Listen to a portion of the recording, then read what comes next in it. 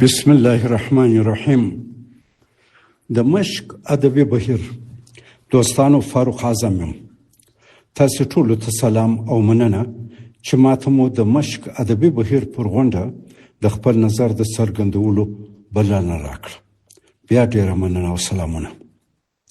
د افغانستان د ځوانانو لپاره په اوسنی وخت کې یو منظم ادبي او فرهنګي بهیر لکه د مشق ادبي بهیر ډیر مهم دی، ځکه نننی افغان ځوان یوازې اقتصادي او تعلیمي ستونزو سره مخ نه دی، بلکې د فکري ودې، ټولنیز انزوا، ناهیلۍ او د خپل فرهنګي میراث د ساتنې له ننګونو سره هم مخ دی. په یو هیواد کې چې بې سوادي زیاته او حتی ډیر کم سواد والا د یو لیکلي متن په عمق پوره نه پوهېږي، د دغسې بهیر اړتیا لا جدي ده. یو ادبي او فرهنګي بهیر دوستانو څو کاره کولی شي. اول، د ځوان نسل فکري روزنه کوي. ادبیات یوازې شعر او کیسه نه ده. ادبیات د فکر کولو، پوښتنې کولو، تحلیل، نقد او د ژوند د معنا د موندلو وسیله ده. یو فعال ادبي بهیر کولی شي ځوانان له سطحي او احساساتي فکر څخه ژور او انتقادي فکر ته بوځي. دوهم، ملي او فرهنګي هویت پیاوړی کوي. افغانستان ډیر غني تاریخي ادبي او فرهنګي میراث لري، خو که نوی نسل له خپل تاریخ، ژبې، ولسي ادب او فرهنګي ارزښتونو سره اړیکه له لاسه ورکړي، د هویت تشه رامنځته کیږي. ادبي بهیر د تیر میراث او راتلونکي نسل ترمنځ پل جوړوي. دریم، ادبي بهیر د ځوانانو د استعدادونو د ښکاره کېدو او د هغوی د ودې زمینه برابروي. په افغانستان کې ډېر ځوانان کېدای شي شاعر، لیکوال، ژورنالیست، څېړونکی، هنرمند او ښه ویناوال شي، خو د هغوی لپاره د خپل استعداد د وړاندې کولو منظمې صحنې کمې دي. ادبي محفلونه، مجلې، سیالۍ، کتاب لوستنه، د لیکوالۍ ورکشاپونه او فرهنګي بهیرونه دغه استعدادونه را پورته کوي او وده ورکوي. څلورم، ادبي بهیر د ناهیلۍ په وړاندې د امید فرهنګ رامنځته کوي.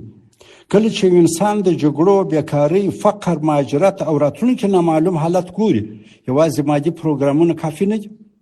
انسان د امید، معنا او خپل ارزښت احساس ته هم اړتیا لري. شعر، داستان، هنر او ادبي بحثونه کولی شي د ځوانانو د روحي او فکري تنفس لپاره سالمه فضا رامنځته کړي. پنځم، د سالم بحث او اختلاف فرهنګ زده کول. ادبي او فرهنګي بهیر ځوانانو ته دا ور زده کوي چې د بل چا د نظر سره څنګه بحث او تعامل وکړي، څنګه نقد وکړي او څنګه د مخالف نظر ته درناوی وکړي. دا د یو سالم مدني او ټولنیز ژوند لپاره ډېر مهم مهارت دی چې ځوانان یې باید زده کړي. شپږم، ادبي بهیر د افراطي او سطحي افکارو په وړاندې فکري مسؤلیت رامنځته کوي. کله چې د ځوانانو لپاره د مطالعې، بحث او سالم نقد زمینه کمه وي، تشریح کېدای شي افراطي، تحریف او مسخ شوي تعبیرونه او سطحي محتوا ډکه کړي.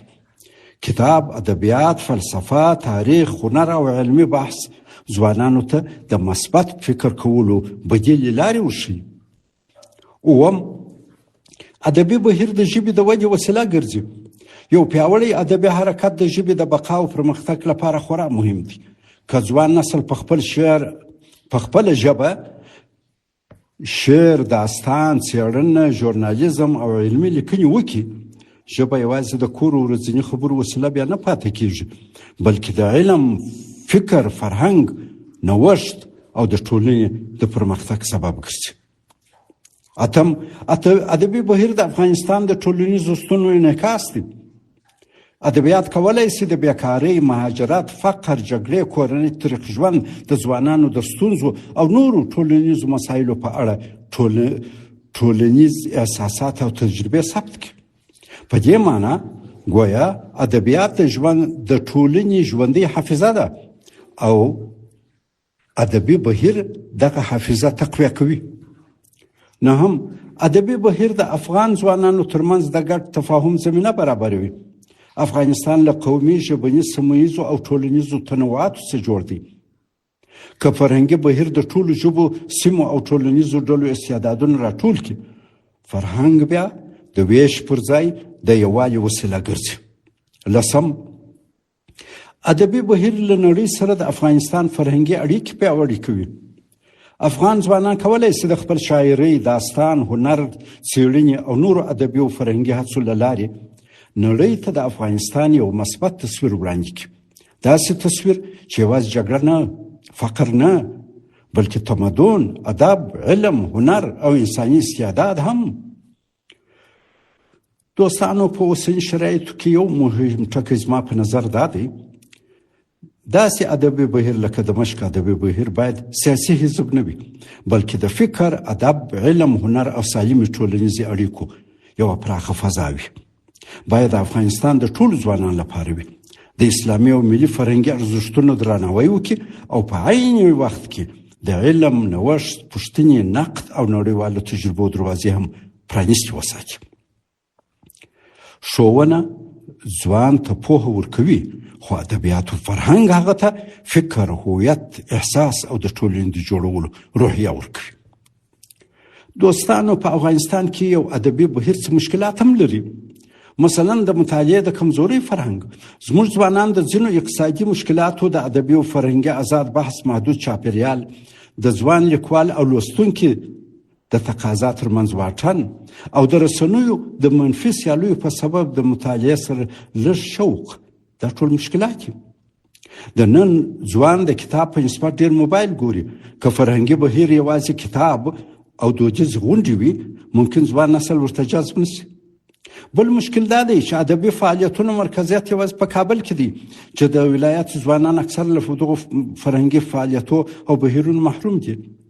بل مشکل د ادبي او فرهنګي بهیر د سیاسي کېدو خطر دی چې دا باید ونشي. زما په نظر یو کامیاب ادبي بهیر هغه دی چې کتاب، قلم، فکر، هنر او ډیجیټلي فرهنګ ته توجه وکړي او هغه ته وده ورکړي. د مشق ادبي بهیر کولی شي د ستر عالم او مجاهد ملا مشک علم اخوند سره فکري ارتباط قایم کړي، د هغه علم و عمل سره یو ځای کړي. ملا مشک علم یوازې د انګریزانو د تجاوز خلاف د جګړې یو تکړه قومندان نه و، بلکې هغه یو دیني عالم، مدرس، مبلغ او د خلکو لارښود هم و. نو د مشق مفهوم باید یوازې تور و جهاد نه، بلکې علم، فکر، اخلاق، ټولنیز مسؤلیت، عمل هم وي. او دا باید د مشق ادبي بهیر د خپلې فلسفې اساسي برخه وګرځوي. د مشق ادبي بهیر باید د ټولو ځوانانو، خصوصا د غزني د ځوانانو ادبي بهیر وي چې د غزني تاریخي حافظه بیا راژوندۍ کړي. د مشق ادبي بهیر یوه دنده به دا هم وي چې خپل نوم ته له خپل تاریخي شخصیت ملا مشک علم د فکر او عمل سره ژور تړاو ورکړي. زه د مشق ادبي بهیر د بریالیتوب دعا کوم. والسلام علیکم ورحمة الله وبرکاته.